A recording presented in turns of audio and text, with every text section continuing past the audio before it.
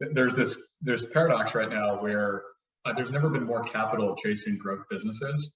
And on the other hand, the opportunity has never been bigger. I'm sure some of you have followed what's been happening in the IPO market, for example, where companies are going public at frankly astonishing values. And I think the consensus in the investor community in many ways is the quality of these companies, meaning how quickly they're growing, the value they're delivering for their customers, their defensibility over time is higher than really anything we've ever seen before. And it's almost like entrepreneurs have gotten better at building great technology businesses over the last 10 years as we've really started to understand how different, strategic analysis and competition looks when you're talking about internet scale economics versus, geographically constrained economics of building a retail store. Like all of the strategy books that you guys are studying, in school and maybe, exploring in consulting firms, were written for a world that was constrained by physical distance and technologies that look nothing like they do today, when an entrepreneur can start a business and tomorrow instantly access a global audience.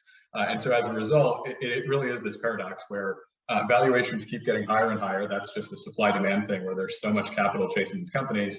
But the quality of these businesses and their ability to grow for many years and grow very quickly and become big businesses faster than we've ever seen is also higher.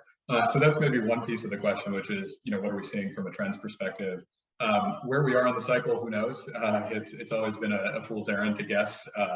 Generally, cycles do happen. I'm not sure where we are, but it's certainly been a long time since the last one. And COVID was not at all what we expected, at least for technology growth equity, where in fact it accelerated a lot of adoption of software. It accelerated the use of technology in people's lives with things like telemedicine and the adoption of e-commerce, for example, almost doubling. And things like grocery delivery becoming a bigger fixture of people's consumer behaviors. And so all of those things were pulled forward by COVID, I would say. And that gets to the other piece of the question, which is what are the trends we're really excited about? I think we're just scratching the surface on what it means when you can access software from your web browser or from your mobile phone. I think we're just scratching the surface when it's easier than ever to build those solutions, and it's easier than ever to tap a global audience. And there are lots of interesting ways that the basic premise of employment, for example, is changing. We've been very excited about the creator economy, for example, where individuals have the ability to take their passion now and connect to a global audience immediately.